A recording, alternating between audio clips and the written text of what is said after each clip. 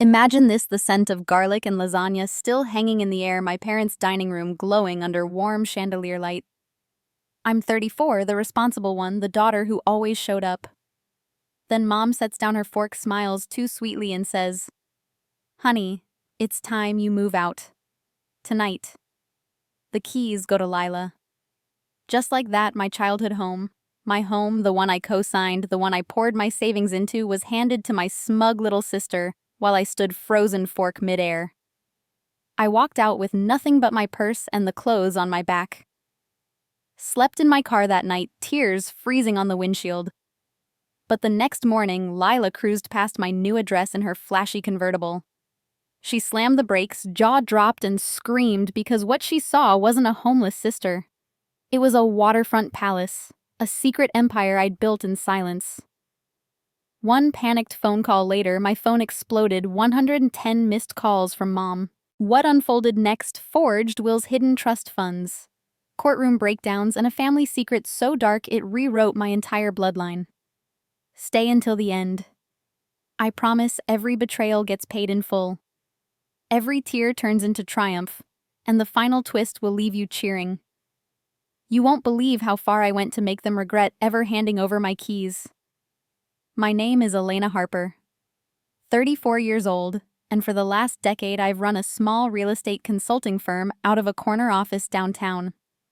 I learned early to stand on my own. Dad's long hours at the factory and Mom's endless committees left me raising myself, and more often than not, my little sister Lila. I was the one who paid the electric bill when the envelope came back marked "Final Notice," the one who drove Lila to dance recitals while Mom clapped from the front row with her country club friends. I told myself it was love. I told myself it was family. I told myself a lot of things. Friday evenings had always been sacred. Every week, no matter how brutal the market or how many open houses I'd hosted, I made the 40-minute drive across the bridge to the house I still thought of as home. The porch light glowed amber against the hydrangeas, and the smell of Mom's lasagna drifted out to meet me before I even reached the door. That night was no different until it was. I let myself in with the key that had hung on my chain since college. The foyer table held the same bowl of potpourri, the same framed photo of Lila's high school graduation where I stood slightly out of focus in the background. Dad's recliner creaked in the living room. The television murmured a golf highlight reel. Lila's laughter floated in from the kitchen, bright and careless the way it always had been. "Elena, honey, you're late," Mom called, wiping her hands on the apron she'd worn since I was 10. She kissed my cheek, the scent of rosemary and Chanel No. 5 wrapping around me like an old blanket. "Come sit." The garlic bread's still hot. The dining room table was set for 4, my parents at the heads, Lila and me, on the long sides, the way we'd done since we were kids. Dad poured Chianti into heavy crystal glasses, the same ones Grandma Harper had left Mom in her will. Lila scrolled through her phone, pink nails flashing, but she looked up long enough to flash me that dimpled smile that always got her out of trouble. "Guess who just closed on the Miller property?" I said, sliding into my chair. 3 offers over asking. Commission check hits Monday. Dad raised his glass. "That's my girl, always the closer." Mom beamed. "We're so proud, Elena. You work too hard, though. You need to slow down, enjoy life a little." Lila rolled her eyes playfully. "Yeah, like buy yourself something pretty for once. Those blazers are giving accountant vibes." I laughed it off. That was Lila, 28, beautiful and allergic to anything that smelled like effort. She'd bounced from influencer gigs to boutique management, always landing on her feet because someone, usually me, was there to catch her. I'd co-signed her last apartment lease when the landlord wanted a guarantor. I'd fronted the security deposit on her failed online jewelry store. I told myself it was temporary. I told myself blood was thicker than spreadsheets. Dinner unfolded the way it always did. Mom recounted the garden club drama, Mrs. Whitmore's prize roses disqualified for unnatural color enhancement.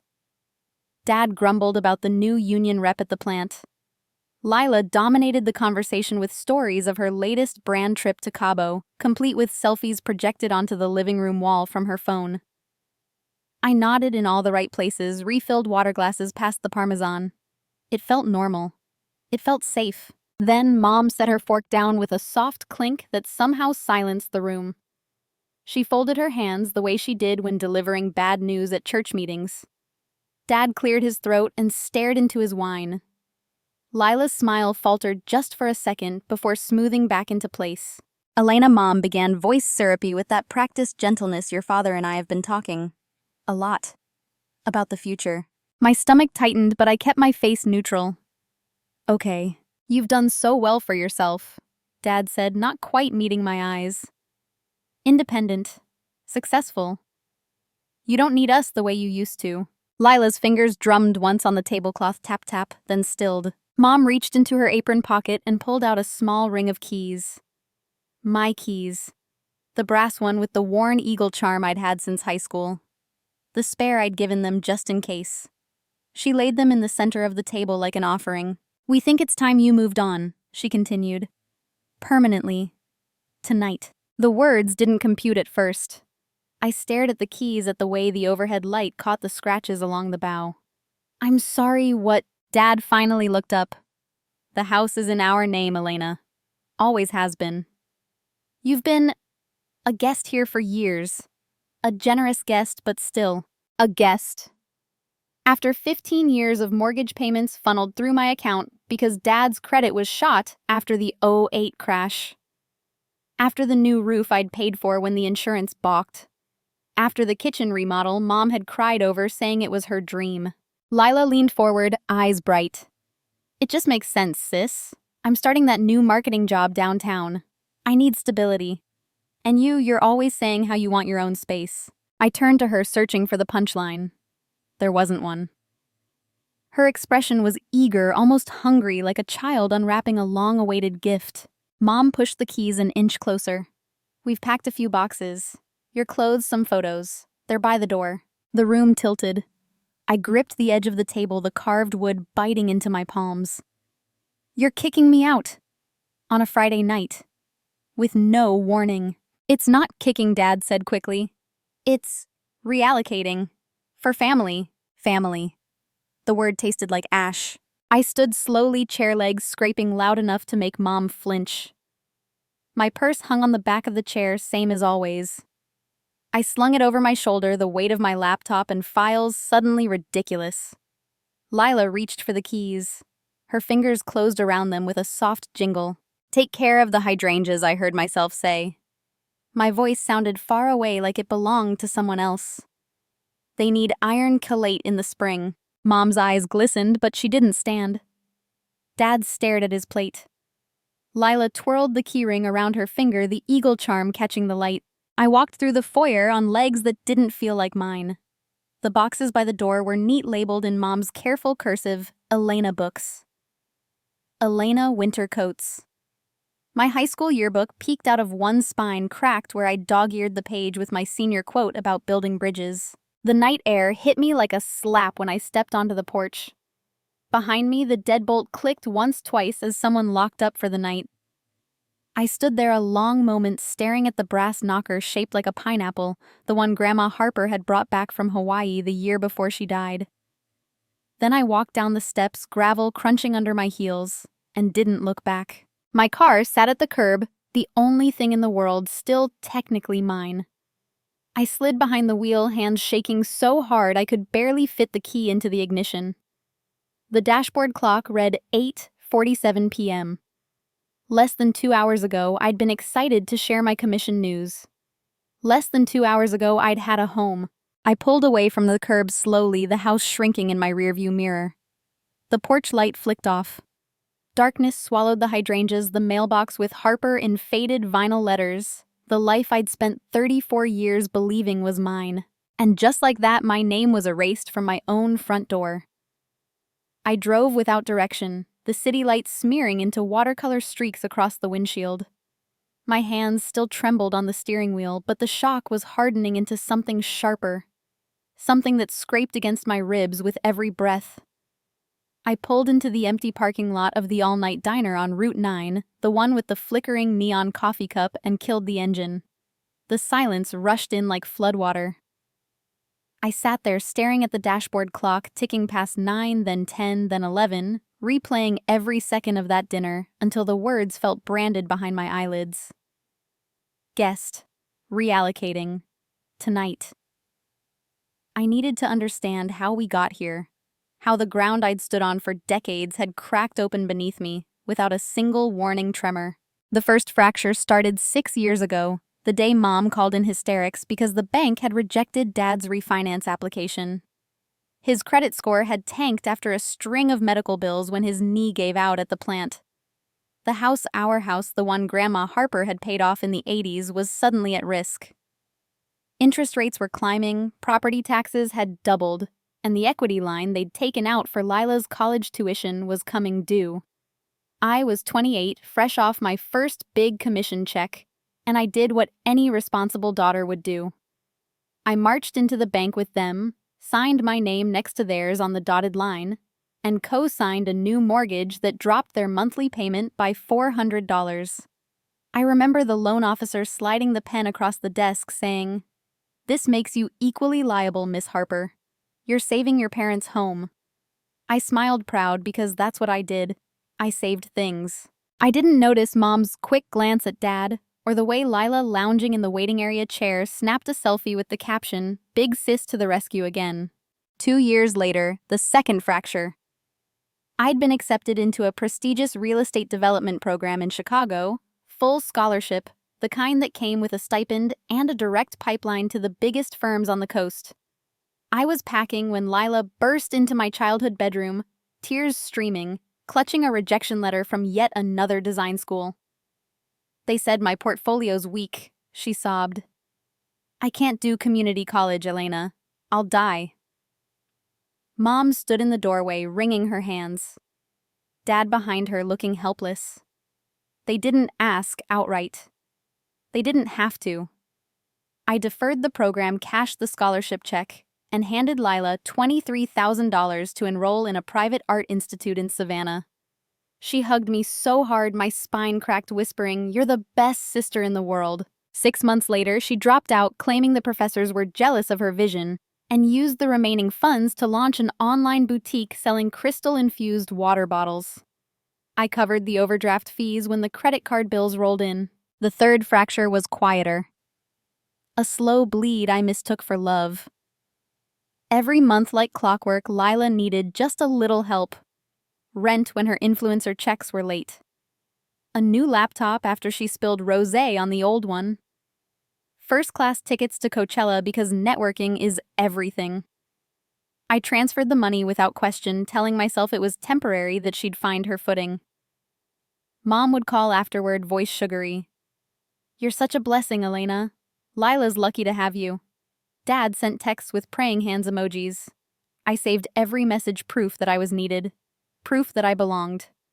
Meanwhile, my own savings account shrank while statements for the house mortgage still auto-drafted from my account because it's easier this way, kept the balance steady. I never asked for receipts.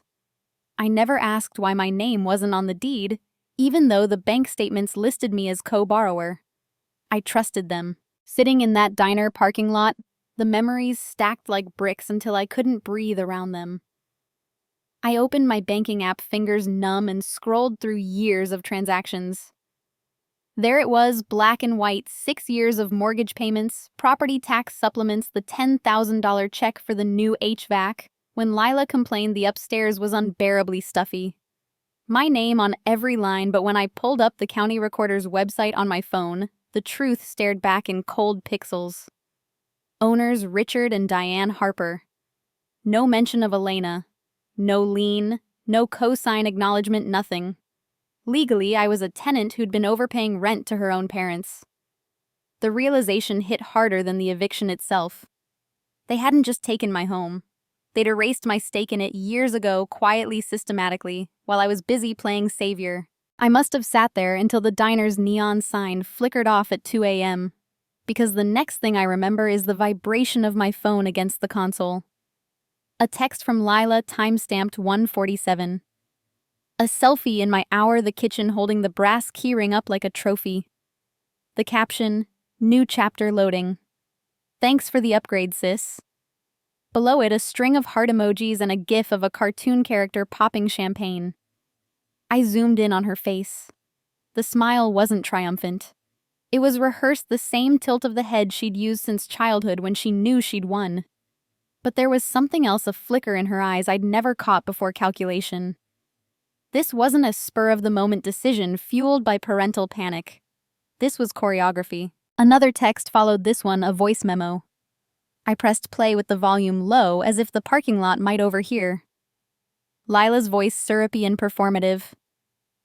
Hey E, just wanted to say no hard feelings.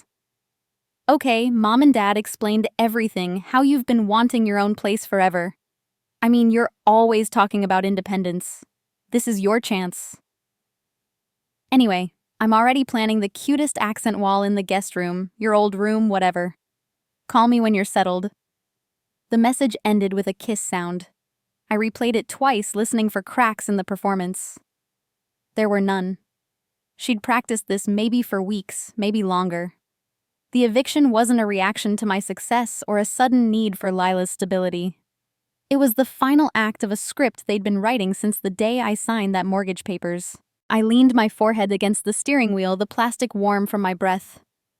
Every sacrifice flashed again, sharper, now edged with betrayal. The scholarship I'd surrendered. The nights I'd worked double shifts to cover Lila's rent while she partied in Miami. The emergency fund I'd drained when Dad's truck needed a new transmission, and he swore he'd pay me back next quarter. I'd kept a mental ledger of love, convinced the balance would even out someday. But ledgers only work when both sides acknowledge the debt. My phone buzzed again, this time a call from Mom. I let it ring out, then watched the voicemail icon appear. I didn't play it. I didn't need to. I could hear her voice, already the same tone she'd used when Lila wrecked the car at 16, and I'd taken the blame to protect her insurance rates. We're doing this for your own good, Elena. You'll thank us later. The lies had always been soft-wrapped in concern, delivered with hugs that smelled like rosemary and denial. I looked at the diner's darkened windows, at the empty highway beyond. Somewhere out there was a life I'd built in the margins, piece by careful piece, while I was busy propping up theirs. They thought they'd left me with nothing. They thought wrong. But karma doesn't knock. It kicks the damn door in. I sat in the diner's empty lot until the sky bruised purple, the engine ticking itself cool. My phone battery hovered at 14%, the screen a cracked mirror reflecting my own stunned face. I couldn't go back to the house, no. Their house and every hotel I knew cost more per night than I had in my checking account after years of playing family ATM. The realization settled like lead in my stomach. I had nowhere to land. I turned the key, pulled onto the access road, and drove until the city thinned into sodium-lit strip malls and 24-hour laundromats. At a red light, I caught sight of myself in the rearview, mascara-streaked hair frizzed from the humidity, looking every bit the discarded daughter they'd decided I was. The light turned green. I kept driving. By 3:30, I found a Walmart supercenter still glowing like a spaceship. I parked at the far edge of the lot between two semis and reclined the seat as far as it would go. The upholstery smelled faintly of coffee and the pine tree air freshener I'd bought last Christmas. I told myself I'd just rest my eyes for an hour, maybe two, then figure out a plan at sunrise. Instead, I woke to the slap of a security guard's flashlight against the window at 5:45. "Can't sleep here, ma'am. Move along." His voice was bored, not unkind, but the words still stung. I started the car, hands numb on the wheel, and circled the lot until I found a side street behind a shuttered tire shop. I parked again, killed the lights, and let the dark swallow me. Sleep came in fits. Every creak of the chassis sounded like footsteps. Every passing headlight painted the ceiling with moving shadows that looked like Lila's silhouette twirling my keys. At one point, I jolted awake, convinced someone was trying the door handle. It was only wind rattling the loose mirror. My mouth tasted like copper and despair. I checked my bank app under the dome light. $4,312.47. In checking $1,800 in savings after the last emergency transfer to Dad for truck repairs. $6,000 to my name, and rent anywhere decent started at $2,000 a month. I laughed a dry bark that echoed inside the metal box of the car, then pressed my forehead to the steering wheel until the horn gave a feeble honk that made me flinch. Dawn crept in gray and reluctant. I drove to the nearest branch of my credit union, used the ATM to pull 220s, and bought a styrofoam cup of burnt coffee from the gas station next door. The cashier, a kid with a neck tattoo of a mermaid, didn't look up from his phone. I sat in the car, sipping the coffee, watching commuters stream toward the highway. Normal people with normal lives and normal places to be. My bladder ached. My back screamed from the awkward angle of the seat. I needed a shower, a bed, a miracle. Instead, I opened my contacts and started dialing. First call, Aunt Marie, Mom's younger sister, who'd always sent me birthday cards with $20 bills tucked inside. It rang 6 times, then voicemail. "Hi, you've reached Marie." I left a message that started steady and ended in a whisper. I could really use a couch for a night or two. Call me second. Call Sarah, my college roommate turned real estate mentor. She picked up on the third ring, voice thick with sleep. I spilled the condensed version parents' keys Lila tonight and waited for the gasp of solidarity. Instead, there was a pause long enough to frost glass. "Elena, that's... wow. I wish I could help, but we're renovating the basement for Mark's mom. It's a construction zone." Another pause. "Have you tried Airbnb?" The line clicked dead before I could answer. I worked down the list like a telemarketer reading a script I hated. Cousin Derek in Richmond, man. I feel for you, but the kids have chicken pox. My old study group partner, Jenna. We're between leases ourselves, total chaos. Even Tom from accounting, who owed me for covering his ass on 3 botched closings, sent me straight to voicemail with a text 10 minutes later. "Crazy week, let's catch up soon." Soon. The word tasted like a lie. By 9:30, I'd burned through half my battery and all of my dignity. Not one person offered a spare room, a shower, a sandwich. Not one. I drove aimlessly until I spotted the flickering vacancy sign of the Starlight Motor Inn, a single-story cinder block relic squatting beside the interstate. The clerk, a woman with a smoker's rasp and a name tag reading DEE, barely glanced up from her soap opera. $49.95 cash or card. Checkout 11 sharp. I handed over 3 20s, took the brass key attached to a plastic diamond, and trudged to room 112. The door stuck. I shouldered it open to a smell of mildew and lemon disinfectant. Orange shag carpet, a bed sagging in the middle, a television bolted to the dresser with a remote tethered by wire. I locked the door, slid the chain, and stood under the shower until the hot water gave out after 4 minutes. The mirror revealed bruises under my eyes and a constellation of mosquito bites from the car. I wrapped myself in the threadbare towel and sat on the bed, knees to chest, staring at the peeling wallpaper until the pattern blurred. That's when the truth finally sank its teeth in and wouldn't let go. I opened my notebook app and listed every person I'd called, every excuse, every polite deflection. Then I listed what I'd given them over the years: the down payment on Sarah's first flip, the emergency root canal for Jenna's husband, the plane ticket, so Derek could attend his father-in-law's funeral. Thousands of dollars, hundreds of hours, countless favors. And in return, silence. The realization wasn't a light bulb. It was a sledgehammer. They never loved me. They loved what I could give. The mortgage payments that kept the lights on. The tuition that kept Lila enrolled. The safety net that let everyone else leap without looking down. I was the reliable engine in the family machine, and the moment I sputtered, they replaced the part without a second thought. I curled on the lumpy mattress, still in the towel, and let the tears come. They were ugly, snotty, the kind that leave your throat raw and your ribs aching. I cried for the little girl who'd packed Lila's lunch every morning while Mom slept off garden club wine. I cried for the teenager who'd skipped prom to work the dinner shift when Dad's hours got cut. I cried for the woman who'd believed love was a balance sheet where debits and credits eventually evened out. When the sobs finally tapered into hiccups, I wiped my face on the towel and stared at the water-stained ceiling. The room smelled of old cigarettes and broken promises, but for the first time since walking out of that dining room, my mind felt clear. They thought they'd stripped me bare. They thought wrong. I reached for my phone battery at 9% and opened a new note. No more tears. No more calls. Just a list: bank balances, credit limits, the address of the storage unit where I'd stashed files they didn't know existed. The Starlight's neon sign buzzed through the thin curtains, painting the walls red, then black, then red again. Outside, trucks downshifted on the ramp, their engines growling like something waking up. That night, I stopped crying. I started planning. I stared at the glowing screen until the battery icon blinked red, then shut the phone off to save the last 8% for morning. The Starlight's ice machine clunked and groaned down the walkway like a drunk stumbling home, but the rhythm steadied my pulse. I peeled the damp towel from my skin, and dressed in the same clothes I'd worn to dinner, wrinkled linen blouse, charcoal slacks, the blazer that still carried a faint trace of Mom's rosemary perfume.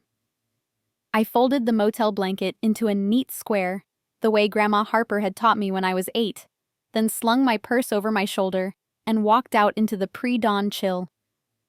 The interstate hummed beyond the chain-link fence, a river of headlights flowing towards Saturday obligations I no longer shared.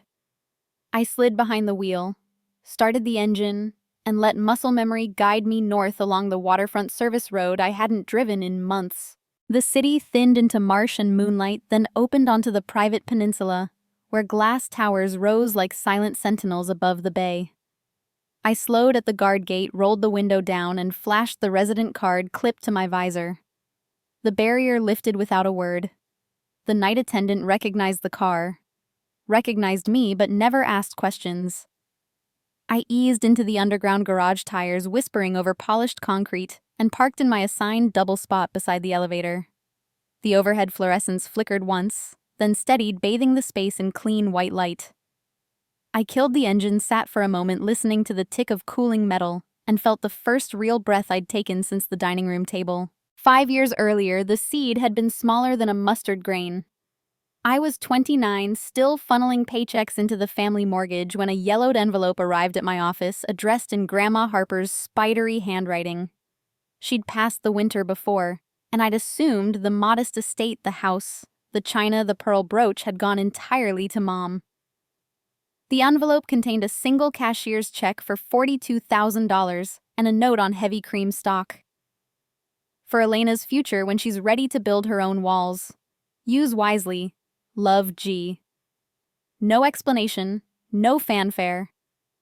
Mom had mentioned a small education fund in passing, but this was separate, hidden, a secret Grandma had squirreled away in a trust account I'd never known existed.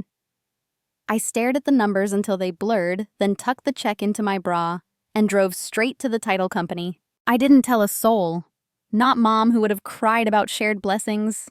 Not Dad, who would have seen it as a down payment on a new fishing boat. Certainly not Lila, who would have photographed the check for her followers before the ink dried.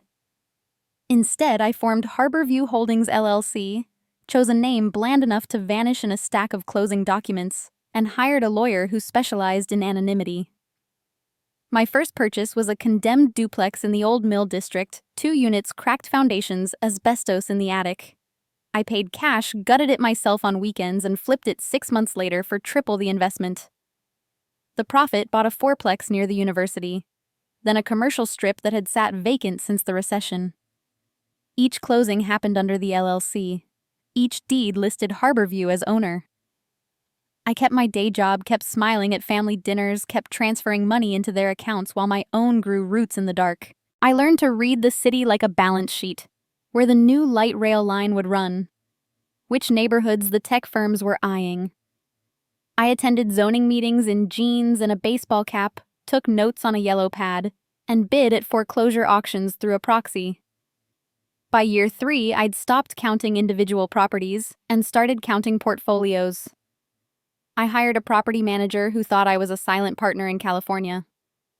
I paid myself a modest salary through the LLC, just enough to cover the mortgage drafts and Lila's emergencies, and reinvested every remaining dollar. The empire grew quietly, the way coral builds a reef, one polyp at a time, invisible from the surface. The crown jewel came 2 years ago. A bankrupt developer defaulted on a 30-unit condominium tower still under construction on the North Shore. The bank wanted out fast. I walked the site at dusk, hard hat shadowing my face, and saw not rebar and concrete but possibility. I offered 60 cents on the dollar, closed in 45 days, and finished the build with my own crew. Unit by unit, I sold the lower floors to doctors and retirees who wanted water views without the maintenance. The top 3 floors I kept. The penthouse became mine. I stepped out of the elevator on the 28th floor, and the scent of salt and new paint wrapped around me like an old friend. The hallway was quiet, motion sensor lights blooming softly as I walked. My doormat black biometric lock recognized my thumbprint with a discreet click. Inside the condo, unfolded in layers of glass and light. Floor-to-ceiling windows framed the bay where the first fishing boats were already cutting silver wakes toward the horizon. White oak floors stretched beneath a kitchen island, the size of a pool table, quartz counters. Sub-zero appliances, a wine fridge I'd stocked with bottles I actually planned to drink. The living room held a single sectional in dove gray leather, a coffee table made from reclaimed dockwood, and a fireplace that flickered to life with the tap of an app. No clutter, no souvenirs, no photographs of smiling relatives. This was the first place that had ever been mine alone. I dropped my purse on the island, kicked off my shoes, and padded barefoot to the master suite. The bed, king linen sheets down, duvet waited like it had been expecting me. I opened the walk-in closet, ran my fingers along the color-coded hangers, and pulled out fresh silk pajamas I'd forgotten I owned. In the bathroom, the rain shower hissed to life, steam curling around Carrara marble. I stood under the scalding water until my skin pinked, until the motel mildew and the diner coffee and the smell of my mother's rosemary were scrubbed away. When I stepped out, the mirror showed a woman I almost recognized. Eyes still red, but spine straight, chin lifted. I poured a glass of water from the dispenser in the fridge door, carried it to the balcony, and slid the glass door open. The air was cool, laced with brine and the distant clang of buoys. Below, the city glittered like a circuit board. Every light a transaction, every bridge a conduit. I had built this, not with fanfare or family applause, but with spreadsheets at 2 a.m., and paint under my fingernails, and the stubborn refusal to let Grandma's gift evaporate into someone else's crisis. The condo was more than shelter. It was proof. Proof that I could create without permission, thrive without gratitude, survive without their version of love. I leaned against the railing glass, cool in my hand, and felt the shift inside my chest. Not relief, not yet, but the first solid ground after quicksand. They thought they'd left me homeless. They thought the Starlight Motor Inn was my new address. Tomorrow, Lila would cruise the peninsula in her little red coupe, hunting for gossip, hunting for weakness. She would glide past the guard gate, past the manicured palms, and she would see the tower rising against the sky. She would see my car in the garage. She would see me on this balcony, hair still damp, sipping water from a glass that cost more than her weekly latte budget. Tomorrow, she'd find out exactly what being homeless looked like. I woke to the hush of the bay lapping against the pilings 28 floors below, the sound so soft, it felt like the building itself was breathing. Sunlight poured through the glass wall, striping the white oak with gold. For one disorienting second, I forgot where I was.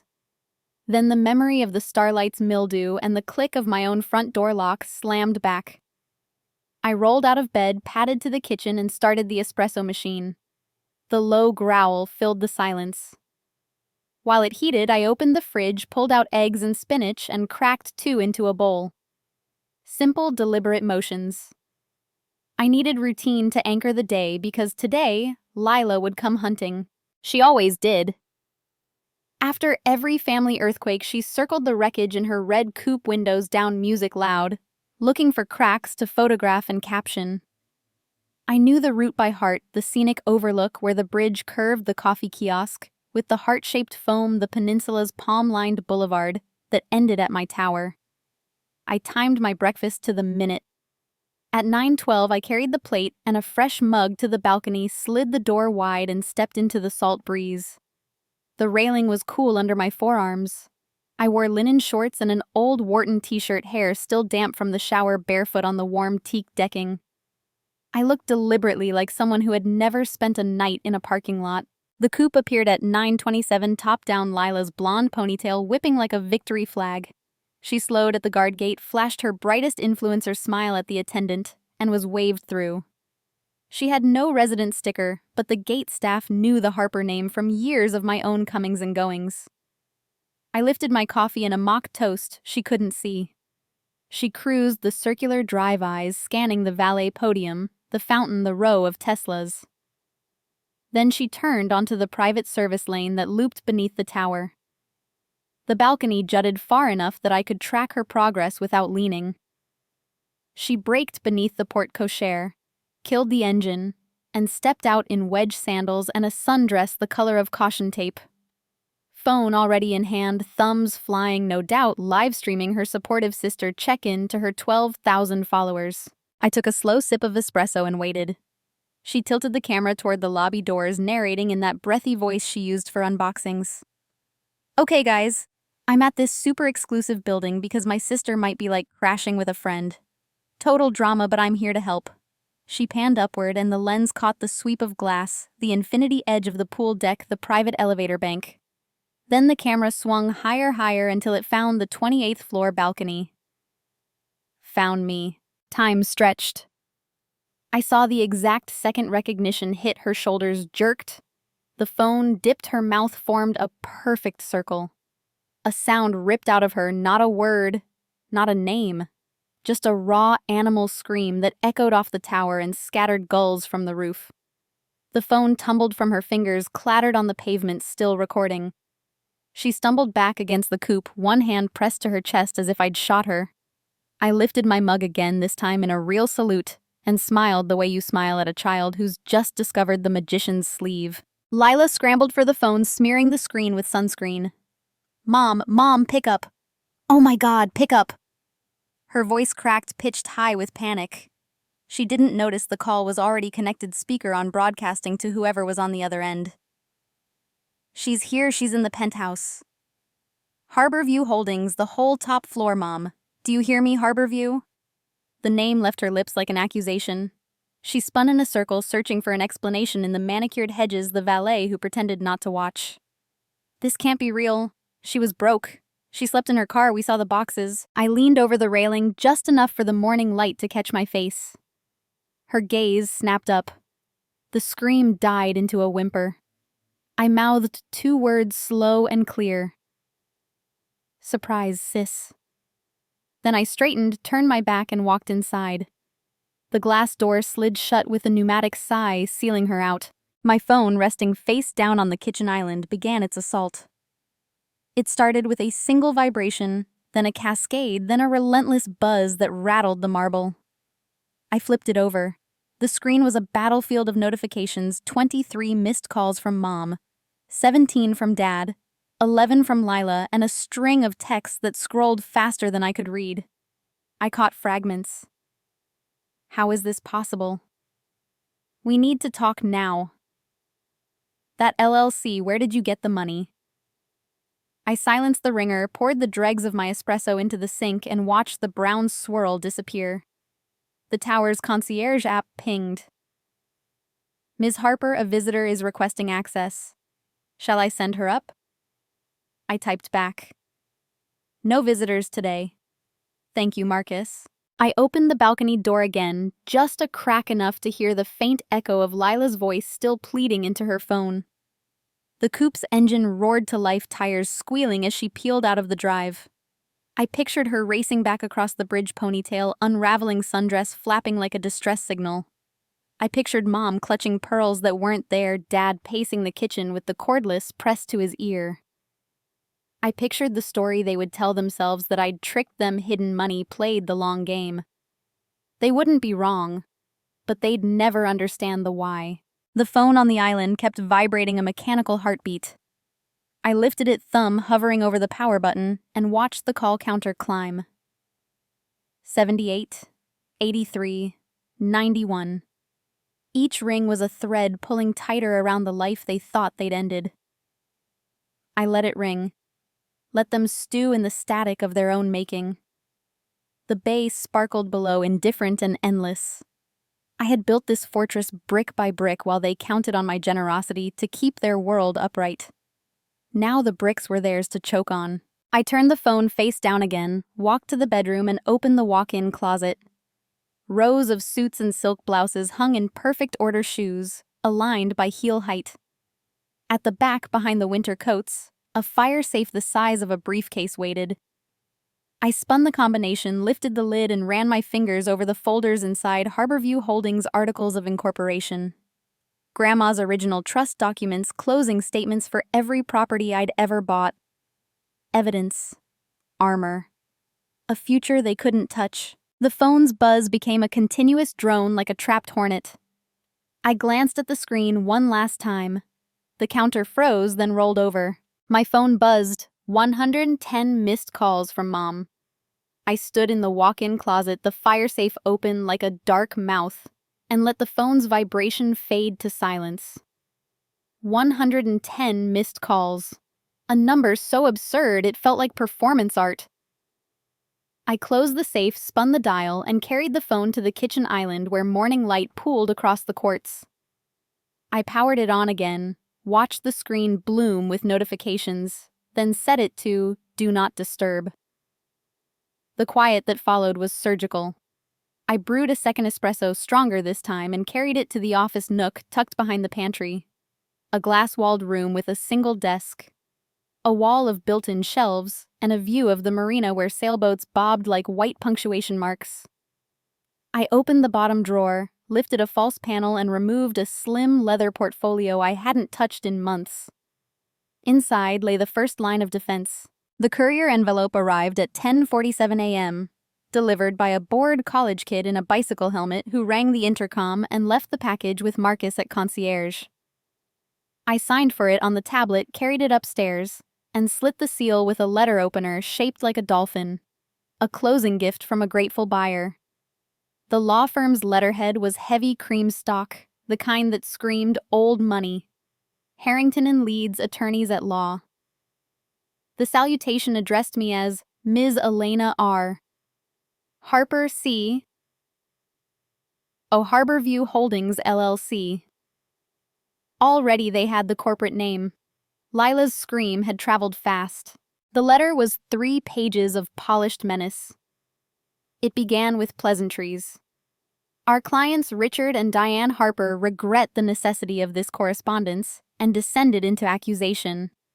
I had it claimed entered into a verbal agreement to vacate the family residence in exchange for continued financial support and familial goodwill. My refusal to honor this agreement constituted breach. Furthermore, my sudden acquisition of substantial assets suggested misappropriation of funds intended for the family's benefit. They demanded immediate accounting of Harborview Holdings' return of all improperly diverted monies, and threatened injunctive relief to freeze the LLC pending discovery. The closing paragraph was a velvet-gloved punch. Failure to respond within 7 days would result in litigation, including claims for defamation, should I disparage the Harper family name in public or private forums. I read it twice, once for comprehension, once for tone. The language was careful, calibrated to intimidate without overreaching yet. I folded the pages, slid them back into the envelope, and set it beside the espresso cup like a museum exhibit. Then I opened my laptop, logged into the secure client portal I shared with Rebecca Cho, and hit call. Rebecca picked up on the second ring, her voice crisp against the background clatter of a courthouse hallway. "Tell me you're not calling from a ditch. Penthouse balcony, actually. You free for coffee? Give me 20. I'm at the Federal Building. I'll swing by." She arrived in a navy suit and sneakers, hair in a low knot, carrying 2 paper cups from the lobby cafe. I met her at the door, took the latte she offered, and led her to the office. She whistled low at the view, then dropped into the guest chair and flipped open her tablet. "Show me what they sent." I handed over the envelope.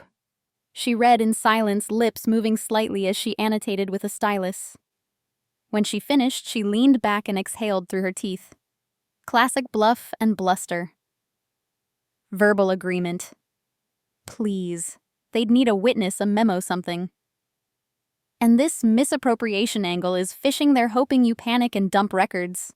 She tapped the tablet. But the defamation hook is nasty. If you go public before we file, they'll slap a gag motion faster than you can say, First Amendment. They're also sniffing the LLC veil. If they can pierce corporate separateness, they'll try to drag every asset into discovery. I nodded already ahead of her. They won't pierce it. Harborview is airtight. Still, we don't wait. We counterpunch. She spun the tablet toward me. I'll draft a cease and desist by noon. We remind them any claim requires proof, and their letter itself borders on extortionate demand. Meanwhile, you pull everything 5 years start to finish. Bank statements, wire confirmations, closing binders, tax returns. I want a fortress. I opened the portfolio. Inside were color-coded tabs, acquisitions, capital contributions, distributions, corporate governance. I laid the first binder on the desk, the duplex flip grandma's check photocopied on the first page, every receipt for drywall and permits paper-clipped in order. Rebecca's eyes widened. You kept everything down to the light bulb wattage. I opened the second binder, the fourplex, then the strip mall. I started scanning to the cloud after the third closing. Triple redundancy. She laughed a short, delighted bark. You beautiful nerd.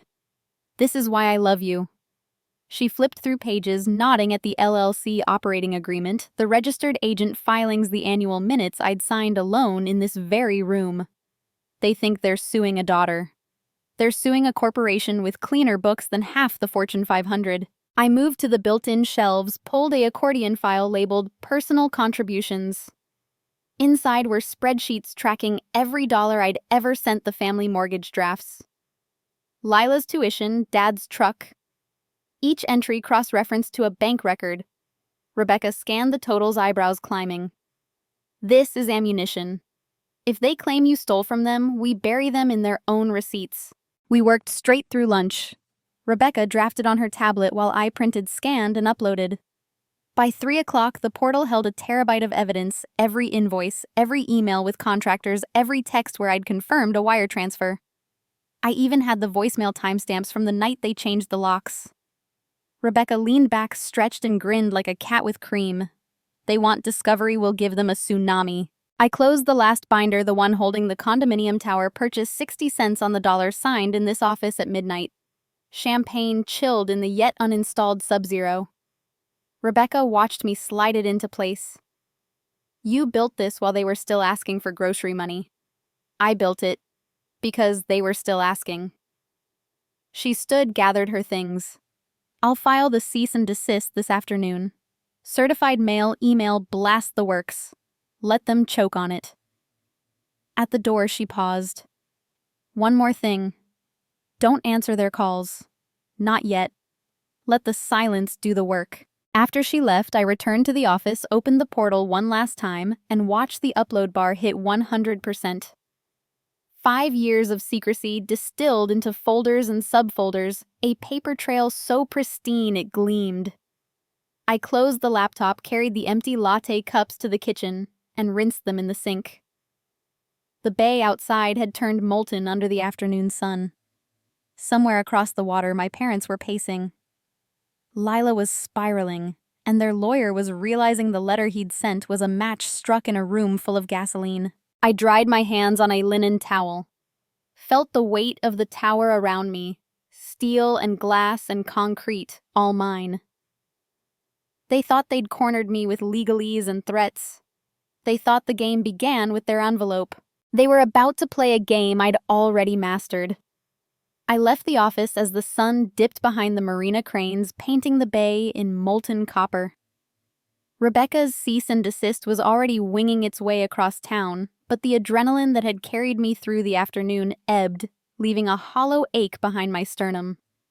I needed something older than spreadsheets, something that reached further back than LLC filings. I needed to understand how the ground had been mined long before the explosion.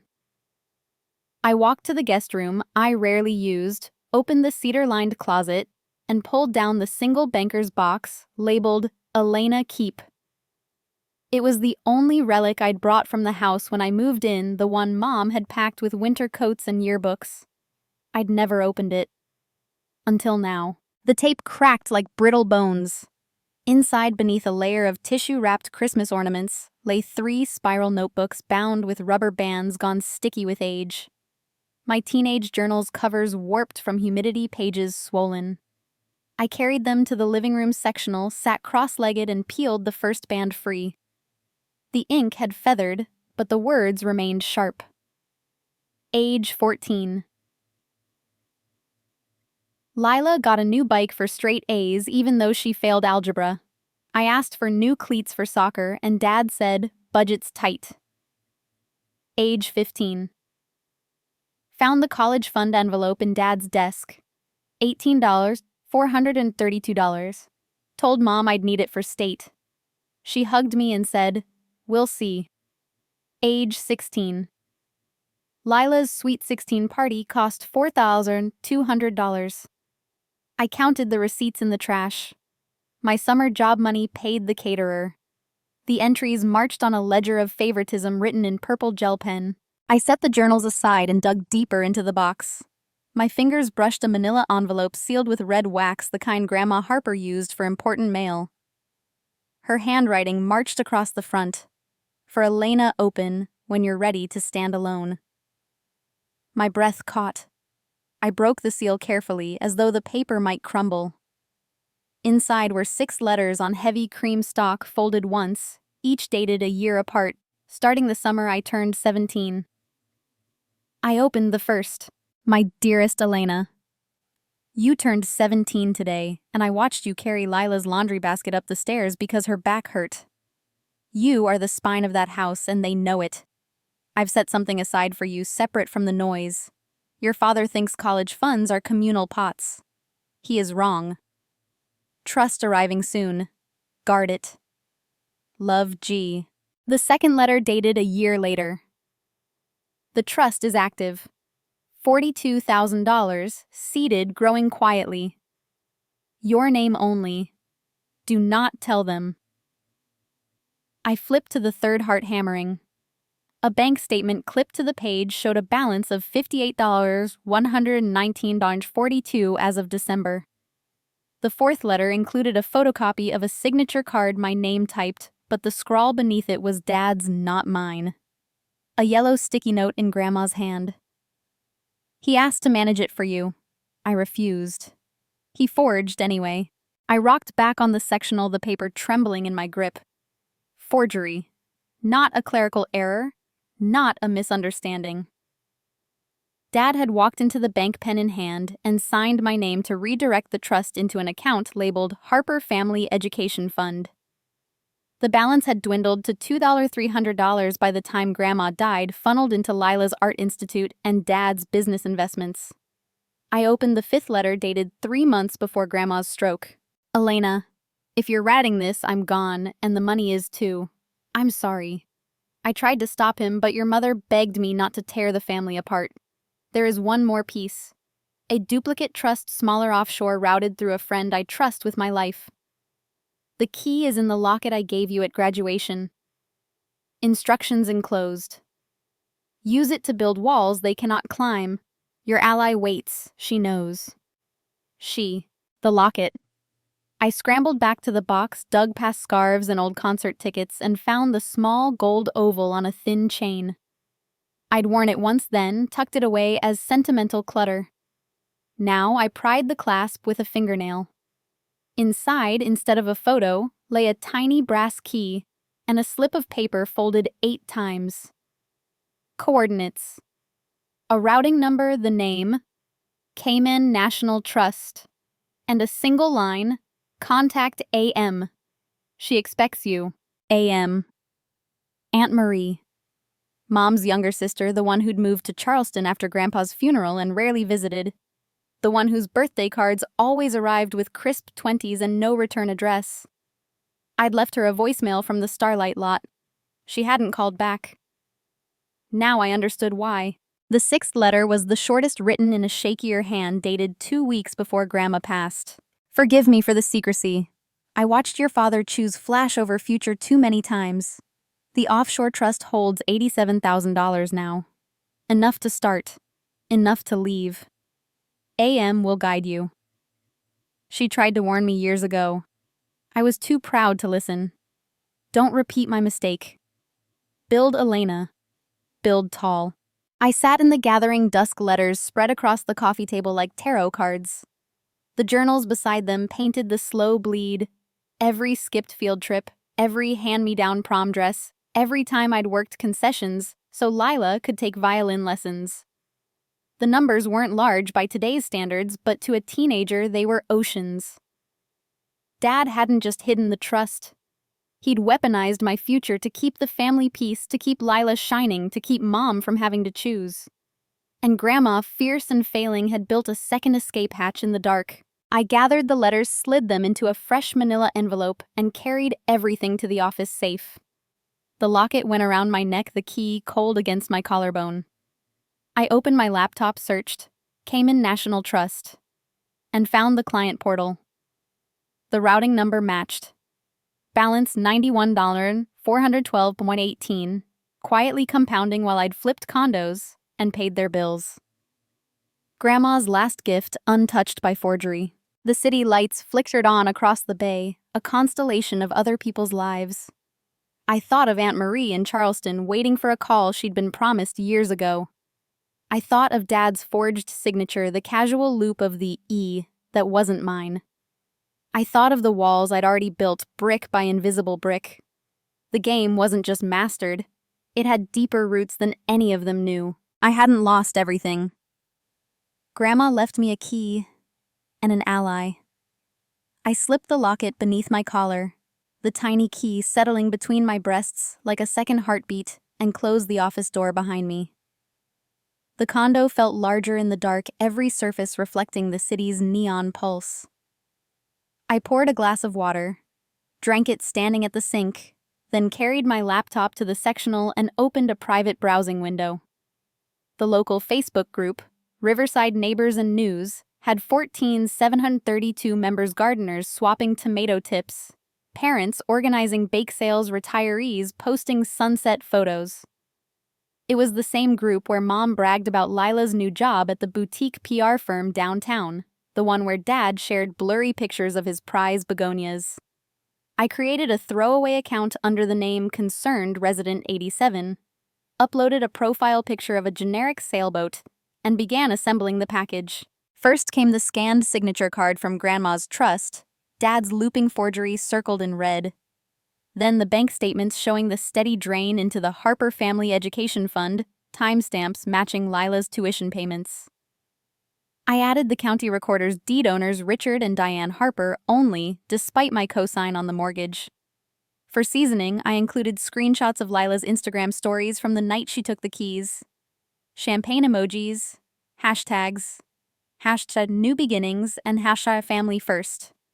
I saved everything as a single PDF titled Public Records Harper Property Transfer. Wrote a neutral caption. Found these in public filings. Thoughts? And hit post at 11:03 p.m. Then I closed the laptop, turned off the lights, and went to bed. I woke at 6:12 to the chime of my phone. Not the burner, my real one. Rebecca had forwarded a screenshot. The post already had 312 comments and 87 shares.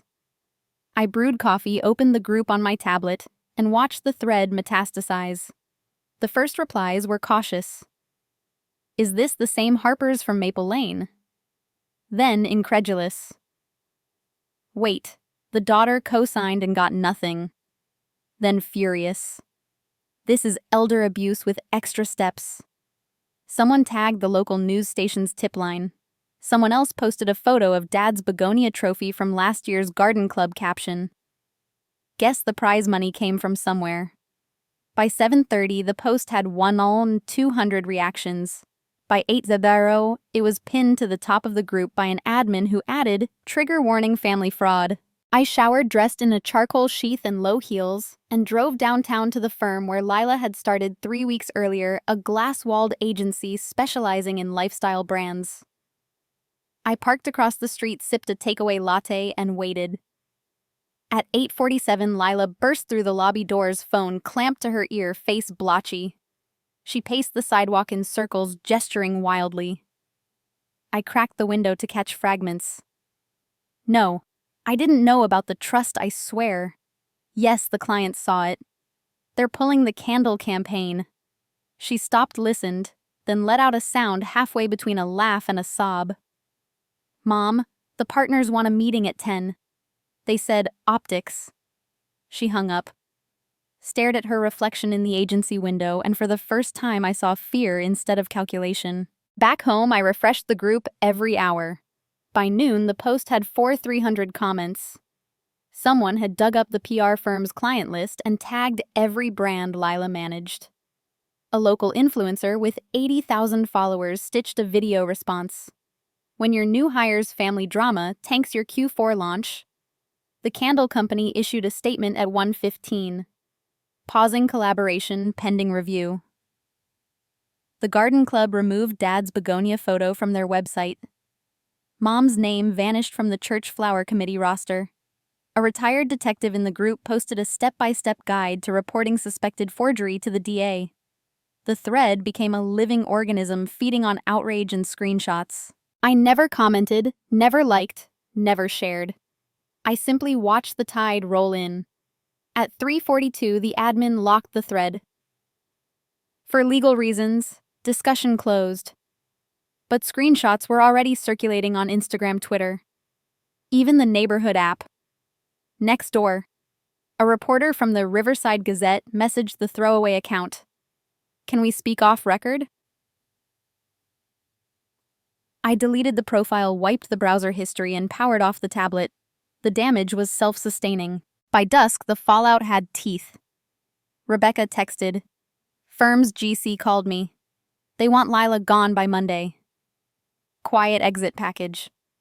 I stood on the balcony, wind tugging my hair, and watched the bridge lights flicker on. Across the water, the house on Maple Lane sat dark. I could see it from here, a dollhouse silhouette against the hill. I pictured Mom refreshing the group on her iPad. Dad staring at the silent landline, Lila curled on the couch, scrolling through mentions of her name attached to words like fraud and entitled. Their carefully curated Life Garden Club president, proud father of the pretty publicist keepers of the perfect family home, cracked open like an egg. My phone rang at 9:18 p.m. Lila's contact photo filling the screen. Her at 22, graduation gown smile, bright as stadium lights. I let it ring through to voicemail. 30 seconds later, it rang again. Then a third time. I carried the phone to the kitchen, set it face down on the island, and poured a glass of water. The ringing stopped. Stopped. A text appeared. "Please, Elena, I'm begging you, pick up." Another. "They're making me resign tomorrow." Another. "I didn't know about the papers, I swear." The screen lit with a fourth call. I watched the seconds tick, 15, 30, 45, until voicemail swallowed it. I opened the balcony door, stepped into the night air, and let the city noise wash over me. Distant horns. The low thrum of a cargo ship, gulls wheeling above the marina. Below, the tower's reflection shimmered on the water, unbroken. I had not raised my voice, had not signed my name, had not spent a dime. I had simply held up a mirror, and the community, their community, had done the rest. The phone rang a fifth time. I let it ring until the screen went dark. Somewhere across the bay, my sister was learning what it felt like to be the headline instead of the hero. I finished the water, set the glass in the sink, and turned off the kitchen lights. The condo settled around me, quiet and invulnerable. She called me, sobbing. I didn't pick up.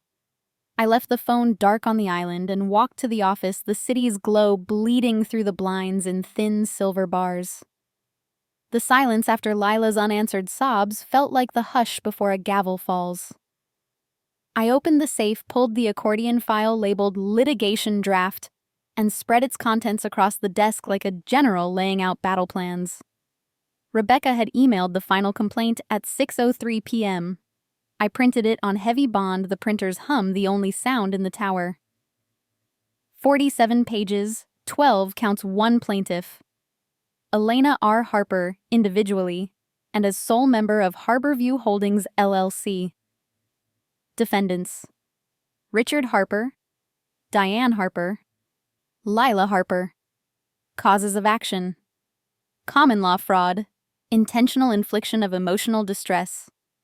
Identity theft under state and federal statutes. Conversion. Civil conspiracy. I signed the verification page in blue ink, the pen steady, then slid the document into a courier envelope addressed to the clerk of Superior Court. Rebecca met me at the courthouse at 8:15 Monday morning, heels clicking across the marble rotunda. She wore a charcoal suit sharp enough to cut glass. I wore navy hair in a low knot, the locket hidden beneath my collar. We filed in person, no electronic submission for this one. The clerk stamped the summonses with a satisfying thunk, handed back the conformed copies, and by 8:47 the lawsuit was live in the public docket. Rebecca texted the process server. Green light. Serve all 3 at the residence, 12:00 sharp. I stood on the courthouse steps, sunlight glinting off the brass doors, and felt the ground shift firmly beneath my feet. The evidence binder rode in my briefcase like a loaded weapon. Tab A, the teenage journals pages flagged where I'd recorded Dad's promises about your college money next to receipts for Lila's designer prom gown. Tab B, bank records showing $127,000 in mortgage payments auto-drafted from my account over 6 years, cross-referenced to the deed that omitted my name. Tab C, the forged trust signature card, enhanced zoom on the telltale tremor in Dad's loop that didn't match my own handwriting samples from high school yearbooks. Tab D, a thumb drive containing 312 text messages. Lila asking for just $800 for rent. Mom thanking me for saving the roof. Dad promising payback next quarter. Tab E, sworn affidavits from the bank manager who'd processed the forged card, from the title officer who'd flagged the cosign omission from the garden club treasurer, who'd overheard Mom bragging that Elena foots the bills so we don't have to. We built the stack methodically. Rebecca deposed the bank manager via Zoom. I sat off camera taking notes while he confirmed Dad had presented himself as my authorized representative without power of attorney. The title officer produced emails where I'd repeatedly asked why my name wasn't on the deed. Mom's replies were breezy. It's just simpler this way, honey. We subpoenaed Lila's university bursar records tuition paid in lump sums the same weeks my account dipped. Every document slotted into the binder like ammunition into a magazine. By Wednesday, the stack stood 3 inches thick, indexed, bait stamped, and backed up to an encrypted drive only Rebecca and I could access. The panic arrived Thursday at 2:17 p.m., in the form of a certified letter from Harrington and Leeds, return receipt demanded. I signed for it in the lobby, carried it upstairs, and opened it over a fresh espresso. The tone had changed, no more velvet gloves. They proposed mediation at a neutral conference center to avoid the spectacle of public litigation. Enclosed was a draft settlement, $150,000 lump sum, mutual releases non-disclosure agreement, and a promise to restore Elena's personal belongings currently in storage. The letter ended with a plea. Let us resolve this as a family privately before irreparable harm is done to all parties. I forwarded the scan to Rebecca with one line. They're scared. She called back in 3 minutes. Classic pre-answer settlement bait. They know the public records request just hit the clerk's office. Anyone can pull the complaint now. The garden club already canceled their annual fundraiser because sponsors pulled out. Lila's firm issued a termination letter this morning. She paused. We ignore this. We serve them tomorrow.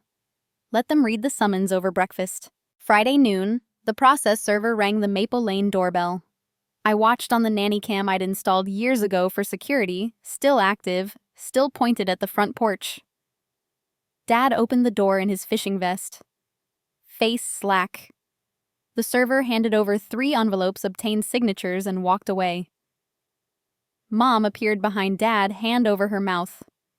Lila bolted from the hallway, snatched her copy, and tore it open on the welcome mat. I zoomed the feed. Her lips moved. Count 1 fraud. Count 4 identity theft. She looked straight into the camera as if she knew I was watching, eyes swollen, mascara streaking. The feed cut when Dad slammed the door. They called at 12:47. I let it ring. At 12:52, Rebecca texted, Service confirmed. Clock starts now, 20 days to answer. At 1:05, another letter arrived by email, same firm, new tone. They upped the offer to $300, $1,000, added a public apology drafted jointly, and promised to deed me a vacant lot Dad owned upstate. I printed the email, added it to the binder under Tab F settlement attempts. Rebecca and I met for dinner at a quiet sushi bar downtown. She raised her sake, to burying them in their own paperwork. I clinked my glass. To truth and discovery. That night, I stood on the balcony, wind cool off the water, and reviewed the timeline on my phone. Complaint filed, defendant served, settlement rejected. The next move was theirs, answer counterclaim, or default. I had 20 days of leverage and a binder that grew heavier by the hour. They thought money and apologies could rewind the clock. They thought a private conference room could contain the truth. I slipped the phone into my pocket, felt the locket's weight against my skin, and smiled at the dark water. They had taught me the value of silence, of patience, of building something they couldn't see until it cast a shadow over their entire world. But I wasn't here to settle. I was here to finish it. I stepped off the balcony into the hush of the condo, the night air still clinging to my skin like a warning. The trial date arrived 4 months later, stamped in bold on the court calendar. Rebecca slid across the conference table. Harper v. Harper. Civil Session Courtroom. 4B900 AM.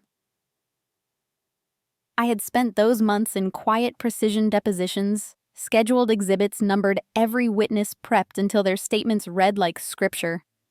The courthouse smelled of lemon polish and old paper when I walked through the metal detector's briefcase in one hand, locket in the other. Rebecca met me in the marble corridor, suit the color of storm clouds. Eyes bright with the same focus I felt in my bones. We entered the courtroom as the bailiff called the case and the doors closed behind us with the finality of a vault. The gallery held a scattering of reporters, a few Garden Club refugees, and one retired detective who'd posted the forgery guide online.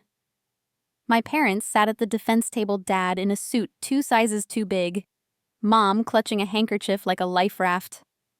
Lila stood between them, hair scraped into a severe bun, makeup unable to hide the hollows beneath her eyes. Their attorney, Mr. Leeds, adjusted his cufflinks and avoided my gaze. Rebecca and I took our seats. The binder between us stood 4 inches thick, tabs fluttering like battle flags. Judge Marisol Vega entered robe sweeping, and the room rose. She was 62, sharp as winter glass, and had a reputation for cutting through family drama with surgical contempt. She banged the gavel once. Let's begin. Opening statements were brisk. Rebecca laid out the timeline, co-signed forgery eviction in measured tones, projecting bank records on the screen behind her. Leeds countered with a narrative of filial duty and mutual understanding, painting me as an ungrateful daughter who'd hoarded wealth while the family struggled. I kept my face neutral, hands folded, the locket warm against my throat. The first witness, the bank manager, confirmed Dad's solo visit with the forged signature card. Cross-examination yielded nothing. Leeds couldn't shake the handwriting expert's report, already in evidence. By lunch, the jury, 6 women, 6 men, mostly retirees, looked restless but attentive. Afternoon brought Lila to the stand.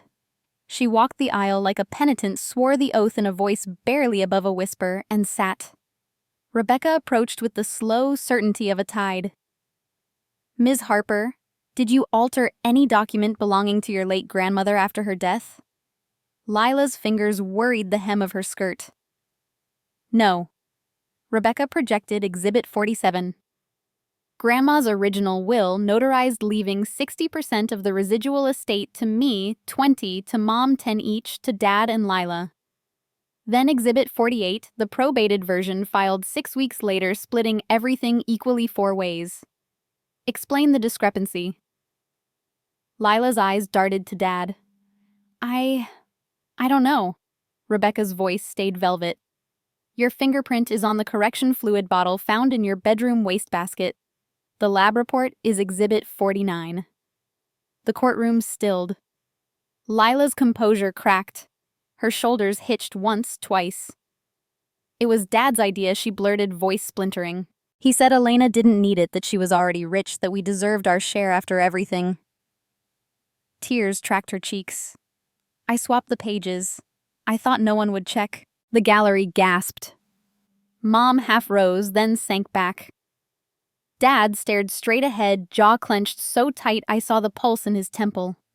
Rebecca let the silence stretch, then asked softly, "Did you believe altering a will was legal?" Lila shook her head, sobbing openly now. "I just wanted what was fair." The bailiff handed her tissues. Leeds objected relevance prejudice, but Judge Vega overruled with a flick of her hand. The witness opened the door. "Continue." Rebecca stepped closer. "One last question. When you took the house keys, did you know the mortgage had been paid exclusively by your sister for 6 years?" Lila's answer was a broken whisper. "Yes." She folded forward, forehead to the rail, shoulders shaking as the courtroom watched the golden child unravel. I was called next. I walked to the stand, calm, swore the oath, and met the jury's eyes one by one. Rebecca led me through the journal entries, the mortgage statements the night of the dinner. Leeds cross-examined with barbed questions about my secret wealth, implying greed. I answered with facts, dates, dollar amounts the offshore trust Grandma had shielded. When he pressed about family loyalty, I looked directly at Lila, still sniffling at the defense table, and said the line I'd rehearsed in the mirror 100 times. "You didn't steal my home. You stole my trust." The words landed clean, no tremor, no apology. The jury foreman, a woman with silver hair and kind eyes, nodded almost imperceptibly. Closing arguments came swift. Rebecca painted a portrait of systematic exploitation. Leeds pleaded for compassion for family mistakes. The judge instructed the jury, voice steady, then sent them to deliberate. We filed into the hallway. Mom approached, eyes red, reaching for my sleeve. I stepped back. Dad stared at the floor. Lila stayed by the water fountain, arms wrapped around herself. Rebecca squeezed my elbow. Whatever the number, we won the narrative. The jury returned in 43 minutes. The foreman stood, paper trembling slightly. Judge Vega took the verdict form, read it silently, then looked out over the courtroom. The words she spoke next would echo in my bones for years. And then the judge said words I'll never forget. And then the judge said words I'll never forget. On count 1, fraud we find for the plaintiff in the amount of $425,000. On count 4, identity theft, punitive damages of $150,000 against defendant Richard Harper. On count 7, intentional infliction of emotional distress, compensatory damages of $200,000 jointly and severally. Civil fines for probate tampering. $50,000 against Lila Harper, payable within 90 days. The court further orders the original last will and testament of Margaret Harper admitted to probate nunc pro tunc, with 60% of the residual estate to vest immediately in Elena Harper. The gavel cracked once, sharp as a bone breaking. The courtroom exhaled. I sat motionless, the numbers settling over me like warm rain. Rebecca's hand found my shoulder, a quick squeeze of triumph, but my eyes stayed on the defense table. Dad's face had gone the color of wet ash. Mom's handkerchief was shredded in her lap. Lila stared at the floor, shoulders curved inward as if the verdict had folded her in half. Leeds scribbled furiously, already drafting the appeal notice, but the jury's faces told the real story. No hesitation, no sympathy. The bailiff dismissed us. Reporters surged forward. Rebecca steered me through a side door before the questions could land. Outside, the August heat pressed against the courthouse steps. I paused on the landing, briefcase heavy with the weight of victory, and let the sun burn the courtroom chill from my skin. Rebecca joined me, loosening her collar. "They'll appeal," she said, "but the punitives stick. And the will reinstatement. That's a sledgehammer." I nodded, throat tight. The money was substantial enough to seed 10 more towers, but the public probate order meant Grandma's true intentions would be etched in county records forever. No more shadows. The consequences rolled in like thunder after lightning. By evening, the local news led with the headline, Local family ordered to pay daughter $775,000 in fraud verdict. The garden club expelled mom with a terse email citing conduct unbecoming. Dad's union brothers stopped inviting him to the Friday poker game. The plant foreman reassigned him to third shift maintenance, a demotion dressed as scheduling. The house on Maple Lane went up for sale within a week, a panicked listing price slashed twice in 10 days. Neighbors who once waved over backyard fences now crossed the street when mom walked the dog. The church removed the Harper name from the memorial plaque in the fellowship hall. Isolation crept in quiet and complete. Lila checked into a 30-day residential program in the mountains, 2 days after sentencing. The facility specialized in stress and relational trauma. The intake form leaked by a sympathetic nurse listed anxiety, substance dependency, and family enmeshment. I received the brochure in the mail, anonymous sender, no note. I recycled it without opening. Her former employer issued a bland statement about parting ways amicably, but the industry whispered that no lifestyle brand would touch her for years.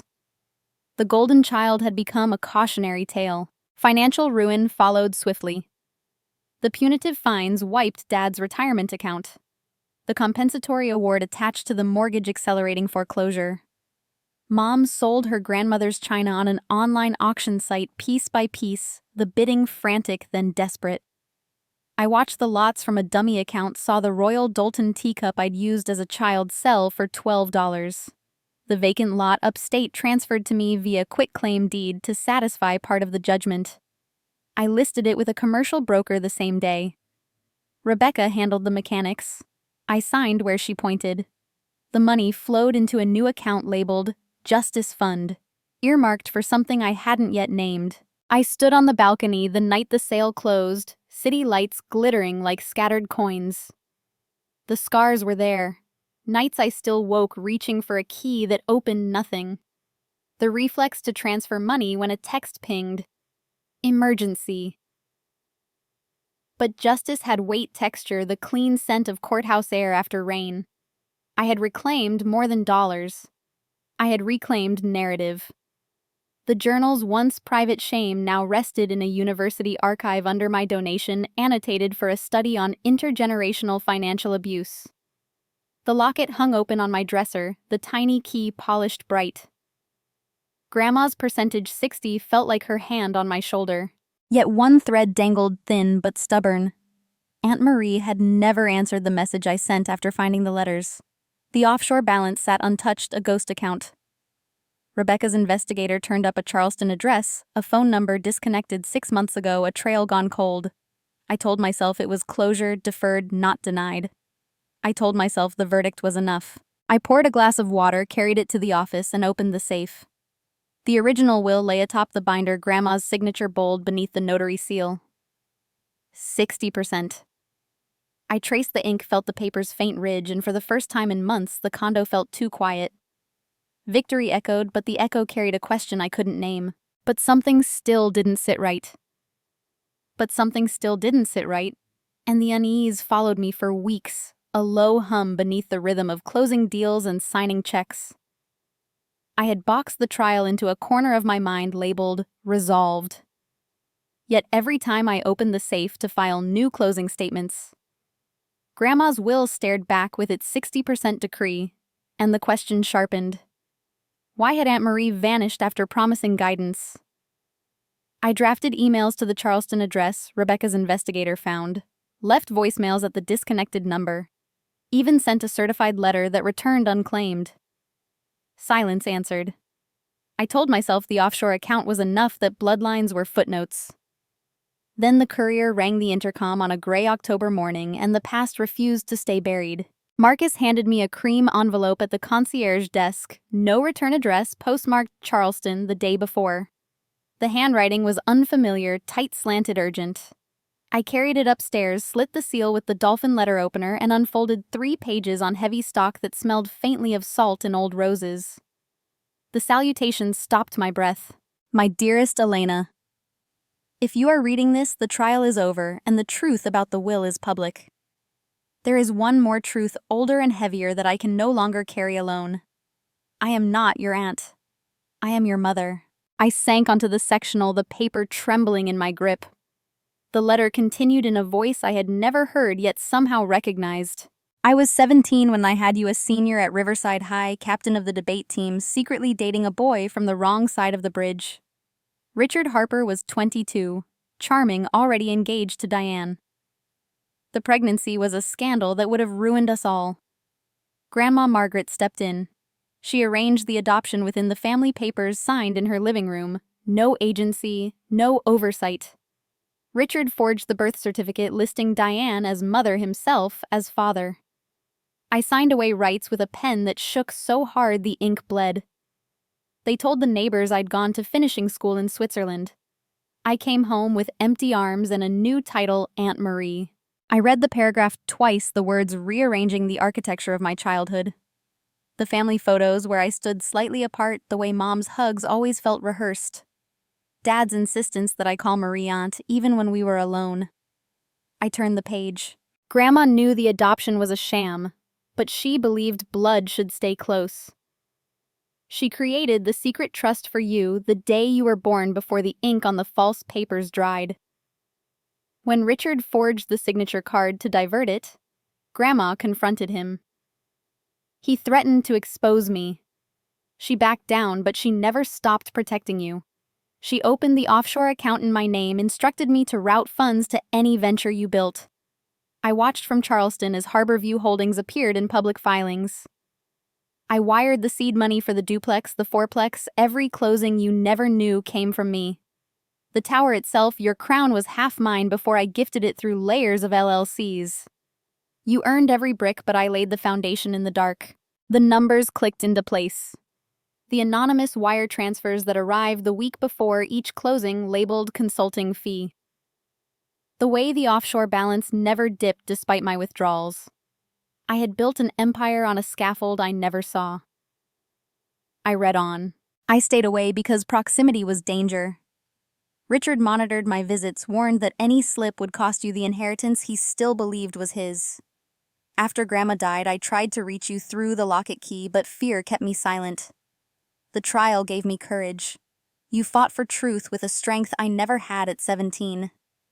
I am coming to Riverside next week. If you want to meet, leave the balcony light on at midnight any night. If not, I will disappear again. Either way, know this: you were never a secret to be ashamed of.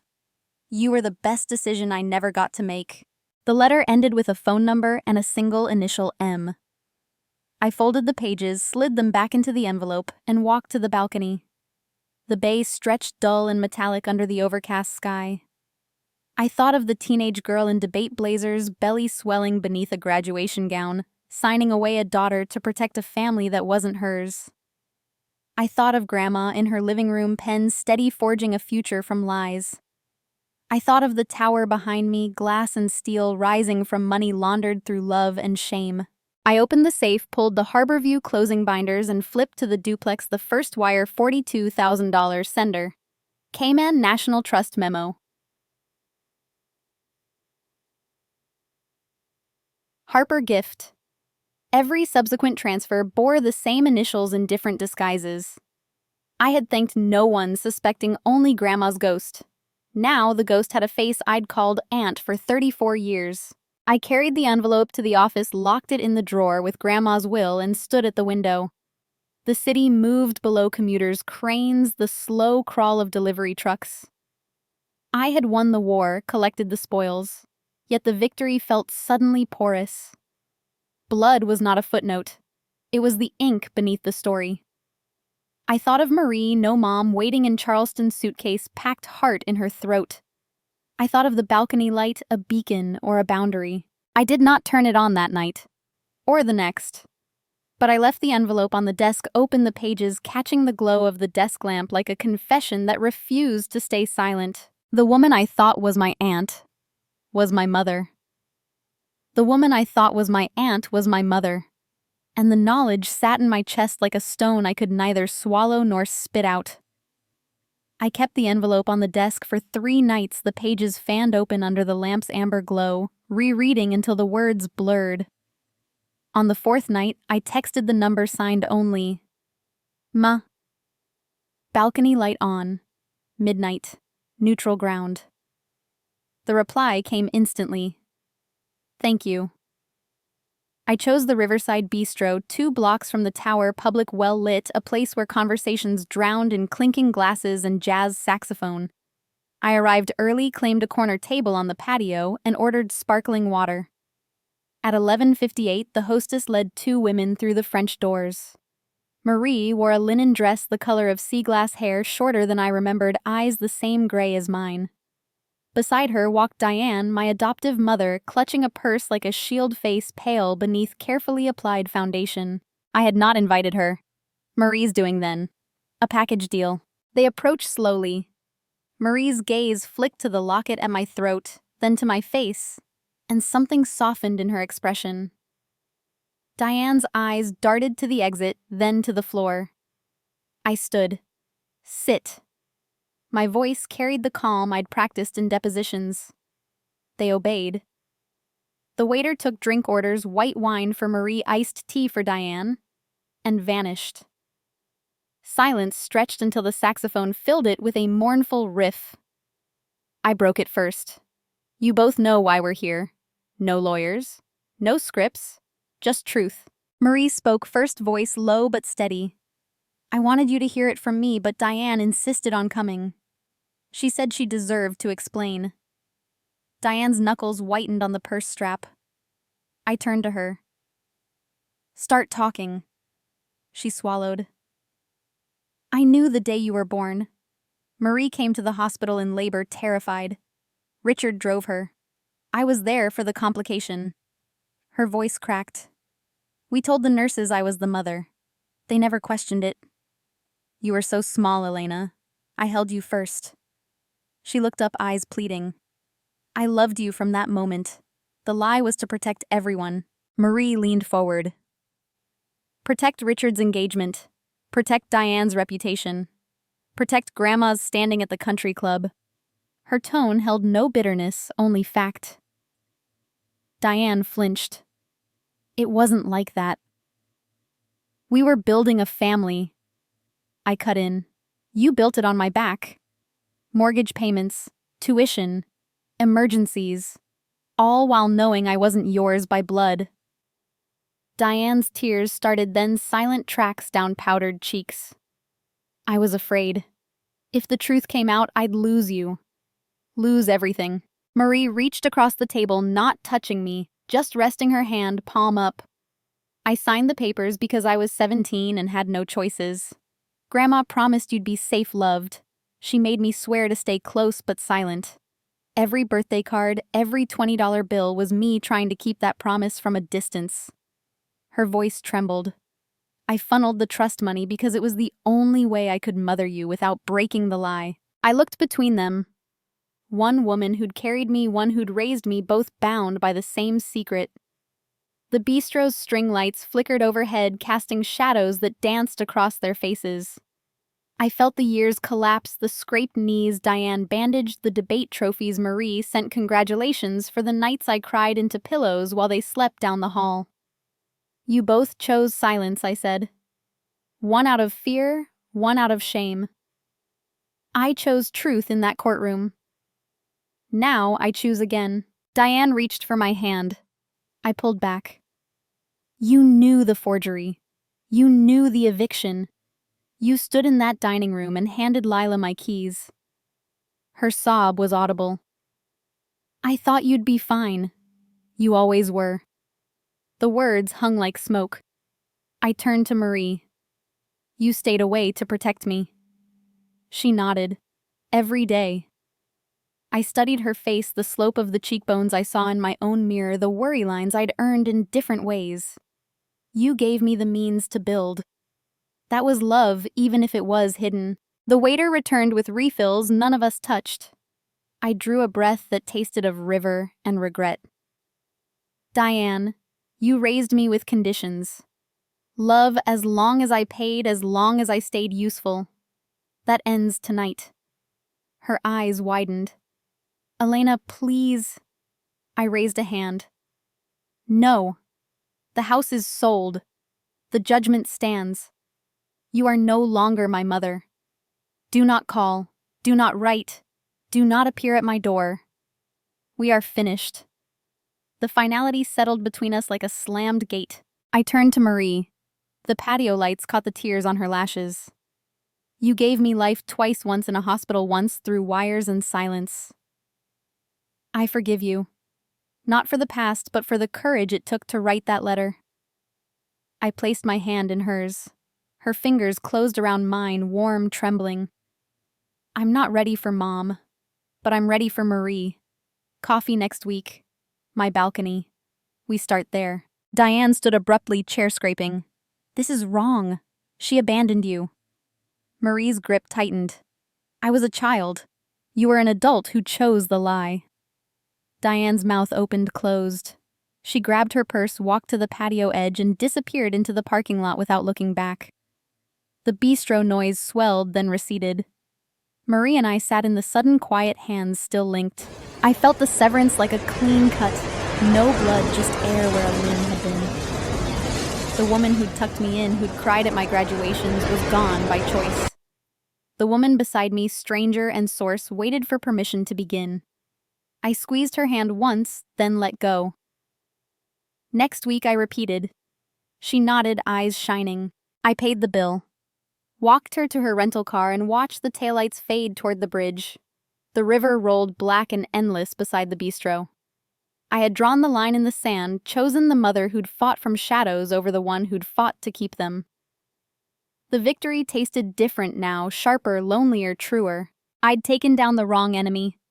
And the realization settled over me like frost on glass, thin, clear, impossible to ignore. The weeks after the bistro meeting passed in a blur of board meetings and property tours, but the old house on Maple Lane haunted the edges of my thoughts. The foreclosure auction notice appeared on the county website one Tuesday morning, a sterile block of text listing the address I still knew by heart. Starting bid $185,000. Appraised value $420,000. The bank wanted out fast. I stared at the screen until the numbers burned, then called Rebecca. Register me as bidder. Cash offer. She didn't ask why. She simply texted back the proxy form. The auction took place on the courthouse steps under a sky the color of wet cement. A handful of flippers milled about clipboards and hand eyes sharp for distressed deals. I stood at the back in a navy trench hair tucked under a knit cap, anonymous among the umbrellas. The auctioneer rattled through the legals, then opened the floor. Bids climbed in tense increments, 200, 210, 225. I waited until the rhythm faltered, then raised my paddle.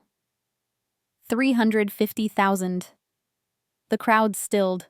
A final weak counter at 360. I lifted again. 400 even. The gavel fell. Sold. The flippers dispersed, grumbling about corporate buyers.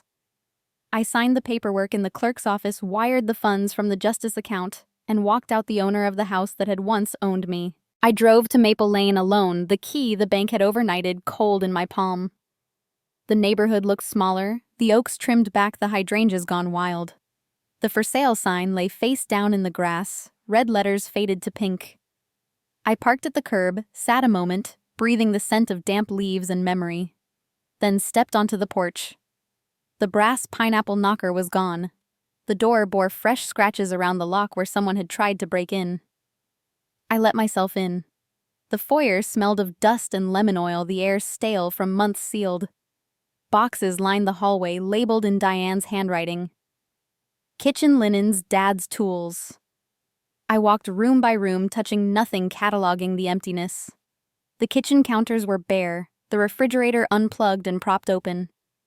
My old bedroom held only the ghost of lavender paint and a single nail where my graduation photo had hung. I saved the attic for last. The pull-down stairs creaked under my weight, the bulb flickering to life on a rusty chain. The space was a museum of discarded lives. Lila's prom dresses in plastic, Dad's bowling trophies, holiday decorations layered in cobwebs. I moved systematically, opening trunks, shifting crates until my foot struck something solid beneath a stack of tax folders. A metal cash box, army surplus, locked with a flimsy padlock. I pried it with the tire iron from my trunk. Inside lay a spiral notebook, edges curled, and a stack of casino receipts paper-clipped in chronological order. The notebook was Dad's betting log, dates, tracks, amounts, wagered amounts, lost. The earliest entry was 8 years ago, the week after I co-signed the mortgage. Parks Casino $2 and $400 loss covered by ease payment.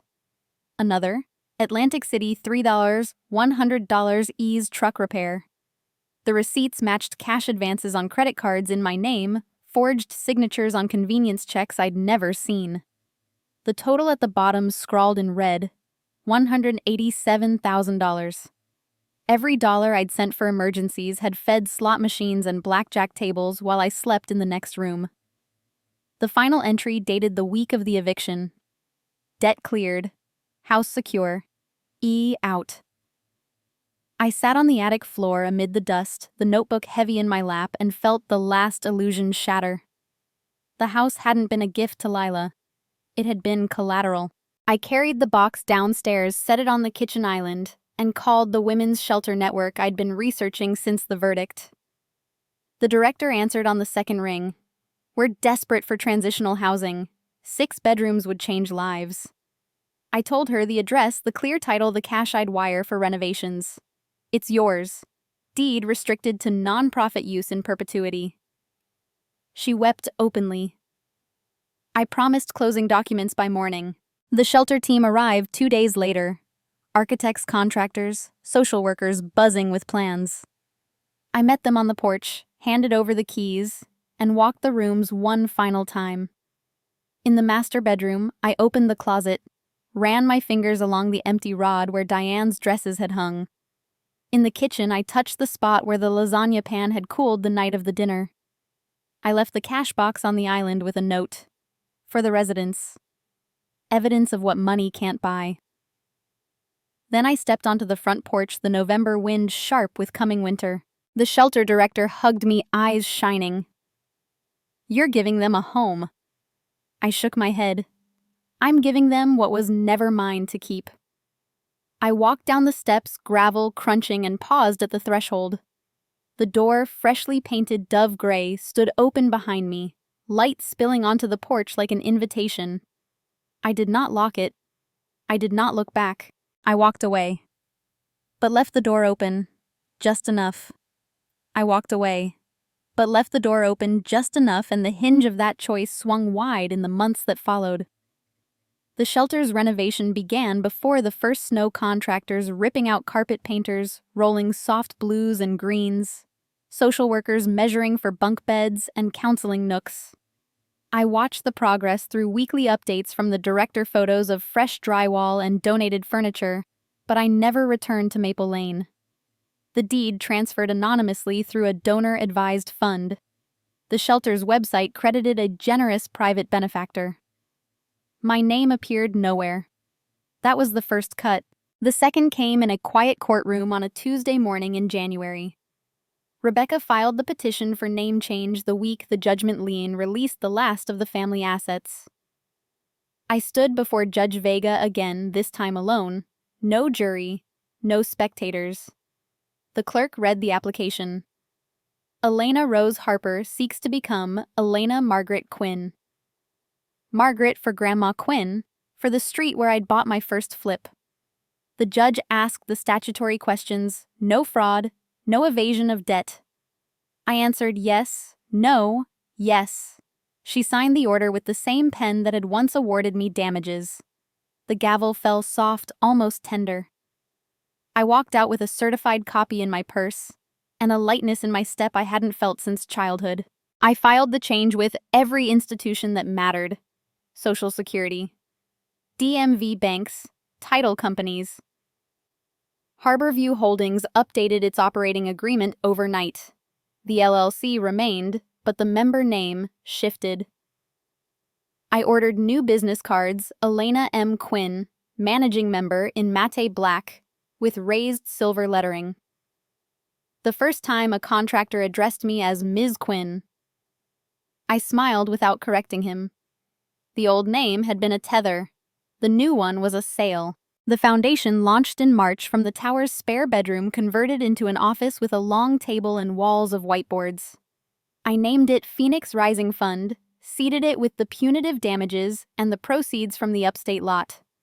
The mission was simple financial literacy and seed capital for women escaping familial exploitation. I hired a program director, a former client of the shelter network, and opened applications. The first cohort arrived in April, 12 women ages 22 to 56 each with a story that echoed mine in different keys. A daughter whose college fund bought her brother's truck. A wife whose inheritance paid her husband's legal fees. A niece who'd co-signed a cousin's failing business. I met them weekly around the table teaching balance sheets and credit scores, walking them through LLC formations and first-time homebuyer grants. They called me Elena, never Ms. Quinn, and the name fit like a glove I'd sewn myself. I cut the remaining ties with surgical precision. I blocked every number associated with Maple Lane rerouted mail to a post office box and instructed the tower's concierge to refuse packages. Diane sent a letter through Rebecca, apology plea, a pressed violet from the old garden. I returned it unopened. Lila's rehab graduation announcement arrived via a mutual acquaintance. I deleted the email. Marie and I met every Thursday on the balcony coffee for her tea, for me conversation moving from cautious to comfortable. She never asked about the others. She understood boundaries were the price of beginning. The mentees became my chosen family. We celebrated closings with takeout on the sectional marked milestones with bottles of Prosecco popped over the bay. One woman bought her first duplex with a Phoenix grant and invited the cohort to paint the bedrooms. Another launched a catering business from a commercial kitchen I quietly subsidized. I attended their ribbon cuttings, incognito hoodie up, pride warm in my chest. They shared stories of estranged siblings and guilty parents. I listened more than I spoke. My own history stayed locked in the safe with the cash box, and the betting logs evidence for a future lecture perhaps, but not for pity. The shelter opened officially in June. The director sent photos of the dedication children chasing bubbles on the lawn residents, hanging curtains, a plaque that read, "In gratitude to our anonymous donor." The local paper ran a feature. Speculations swirled about a tech mogul or a celebrity do-gooder. I read it over breakfast amused. The tower's reflection shimmered in my coffee cup unbroken. I had purchased the house with money born of betrayal, then gifted it to women who would never know my name. The circle closed without a sound. I stood on the balcony the night of the opening, city lights flickering like 1,000 small fires. The mentees had left hours earlier, their laughter still echoing in the hallway. Marie texted a photo from Charleston, her garden in bloom, a single hydrangea in a pot labeled Elena. I saved it without replying. The past was a house with the lights off. The future was the table inside filled with women writing new ledgers. I had changed my name, my lineage, my legacy. The scars remained faint silver proof of survival, but they no longer defined the skin. They never knew who bought it, but I did. They never knew who bought it, but I did. And that knowledge carried me through the summer, as the Phoenix Rising Fund grew its first cohort, graduating with deeds in hand and new futures mapped on spreadsheets. I spent mornings on the balcony with tea evenings mentoring women whose dreams now bore my quiet fingerprints. Marie visited twice, her laughter filling the condo with a warmth I no longer questioned. The tower stood firm, its glass catching every sunrise, and I stood firmer. Yet a final thread dangled, one I'd almost forgotten until the phone rang on a humid August evening, the screen flashing a number I'd blocked long ago. Lila. I was in the office reviewing grant applications when the call came through. A new line rehab must have issued her a burner. The Phoenix women had left an hour earlier, their voices still echoing in the hallway over a debate about interest rates. I stared at the screen, thumb hovering. 5 rings. 6. I answered on the 7th, voice steady. Elena Quinn. Silence on the other end, then a small cracked sound like a twig snapping. It's me, she said. Please don't hang up. I leaned back in the chair, the city glittering beyond the window. I'm listening. Her breath hitched and the words spilled in a rush, raw and unpolished. I'm in rehab. 60 days sober. I go to group every morning, write letters every night. I wrote you 100 times, tore them up. They make us face what we did, Elena. I see it now. The keys, the will, the lies. I was a monster. Her voice broke and I heard the rustle of tissue. I don't expect you to care. I just need to say it. I'm sorry. For everything. I closed the grant folder, set my pen down, and let her words settle. The Lila I'd known was champagne and hashtags all performance. This was different, stripped, trembling a stranger in my sister's skin. I saw her at 20 twirling in a borrowed dress I'd paid for, promising to make it big. I saw her at 28 keyring in hand, smile sharp as a blade.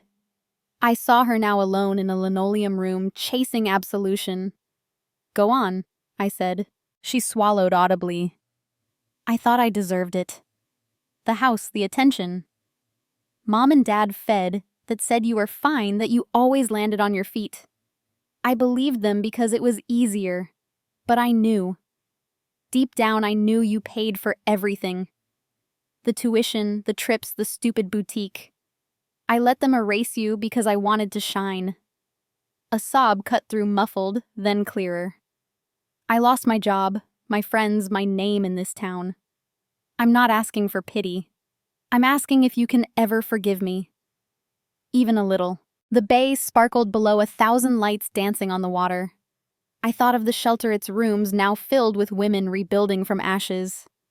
I thought of Marie, her hand in mine at the bistro, offering coffee instead of excuses. I thought of the teenage journals, the betting logs, the years I'd spent measuring love in dollars. Lila had been a pawn, then a knight, then a casualty. But she was still my sister by law, if not by choice. I drew a breath, felt the locket shift against my collarbone. I forgive you. I said the words clean and deliberate. But forgiveness doesn't mean trust. She exhaled a sound like a door creaking open. Thank you. That's more than I hoped.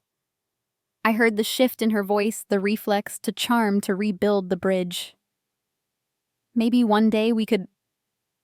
I cut her off, gentle but firm. No, Lila. This is where we end. Silence again, heavier this time. Okay, she whispered. I understand. The line went dead. I set the phone down, its screen dark against the desk's pale wood. The office smelled of fresh ink and the lavender diffuser I'd bought for focus. I stood, walked to the balcony, and opened the sliding door. The night air was warm, laced with salt, and the faint hum of a distant ferry. I leaned against the railing, hands steady, and let the call replay in my mind. Lila's voice had carried no manipulation, only the weight of someone meeting herself for the first time. I had given her the peace she asked for, not because she deserved it, but because I deserved to be free of her shadow. The city stretched before me, a canvas of steel and ambition I'd painted one deal at a time. The Phoenix women were out there, one closing on a bakery lease, another drafting a business plan for a daycare. Marie was planning a weekend visit, her garden photos already filling my inbox. The shelter hummed on Maple Lane, its lights on its doors open to strangers who'd never know my name. I had built this life from the wreckage of another, and the woman who'd answered Lila's call was not the daughter who'd walked out of that dining room. I stepped back inside, closed the door, and returned to the grant applications. The next cohort's essays waited, stories of courage, of breaking free, of starting over. I read until midnight, marking pages with notes for scholarships, for mentorship, for second chances. The tower stood quiet around me, its walls unyielding, its view endless. I was Elena Margaret Quinn, not a Harper, not a secret, not a ledger of debts. I moved forward, not because the past was gone, but because I'd learned to carry it without bending. I forgave her, but I never went back. They never knew who bought it. But I did, and that secret power carried me through the summer as the foundation grew roots. The mentees' successes piled like bricks. One opened a bakery with Phoenix backing another, secured a grant for nursing school. Marie visited monthly, our conversations deepening into shared recipes and old photo albums she brought from Charleston. The tower became a hub, the balcony a confessional for women rewriting their stories. I slept soundly, the locket on the nightstand, a quiet guardian. Then, on a humid August evening as thunder rumbled over the bay, my phone lit with an unknown number. The area code was from the mountains. Rehab. I let it ring 4 times, then answered. Elena. The voice was small, frayed at the edges like fabric worn thin. Lila. I leaned against the kitchen island, the quartz cool under my palm.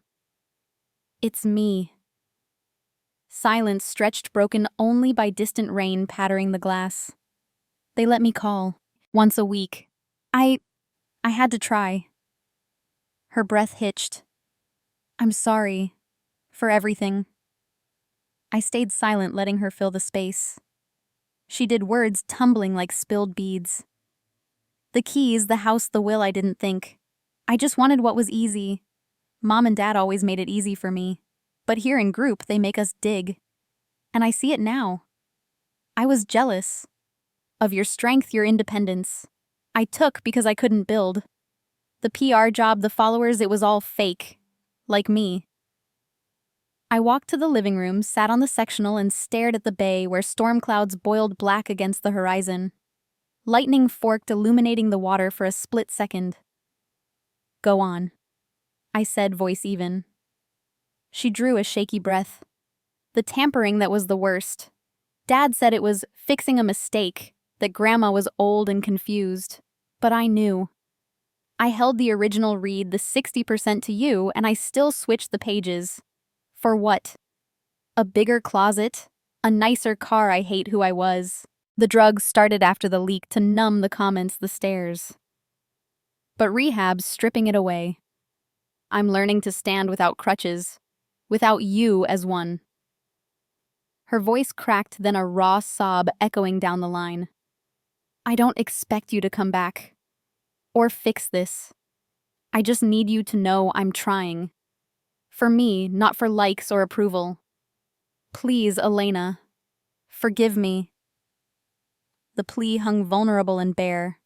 I closed my eyes, felt the weight of years, the lunches I packed, the secrets I kept, the betrayal that had carved me into who I sat as now. Thunder rolled closer, vibrating the windows. I opened my eyes, watched the first fat drops streak the glass. I forgive you, Lila. Go build something real. The line went quiet, then a whisper. Thank you. She hung up first. I set the phone down, stood, and walked to the balcony door. Rain lashed the railing, wind whipping the palms below. The call lingered in the air like ozone after a strike. I had listened without interruption, given peace without strings. Not for her healing, but for mine. The storm intensified, sheets of water blurring the city lights into watercolor smears.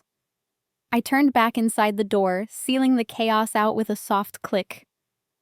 The next morning dawned clear, the bay sparkling as if washed new. I brewed coffee, opened the foundation's inbox, and replied to 3 new applications. A single mom from the shelter, a widow fighting in-laws, a young artist escaping a controlling uncle. The mentees arrived at noon for our weekly session, filling the table with laptops and laughter. We brainstormed business plans, reviewed budgets, celebrated a grant approval with high fives. Marie joined via video, her garden blooming in the background, offering advice on long-term trusts. The room hummed with forward motion, each woman a thread in a tapestry I wove daily. I stepped onto the balcony after they left, the sun warm on my face. The call with Lila replayed in fragments, but without the old ache. Forgiveness was a door I opened for myself, not a bridge back to broken ground. I had built a life of chosen connections, mentees who texted triumphs at midnight. Marie, who sent care packages of homemade jam. Rebecca, who met for strategy lunches. The past was a chapter closed, the name Harper. A ghost I no longer answered to. Quinn was freedom. Phoenix was purpose. I leaned on the railing, watched a sailboat cut white wakes toward the horizon, and felt the steady pulse of self-respect beneath my skin. The rain had cleared the air, leaving everything sharper, brighter. I returned inside, locked the balcony door,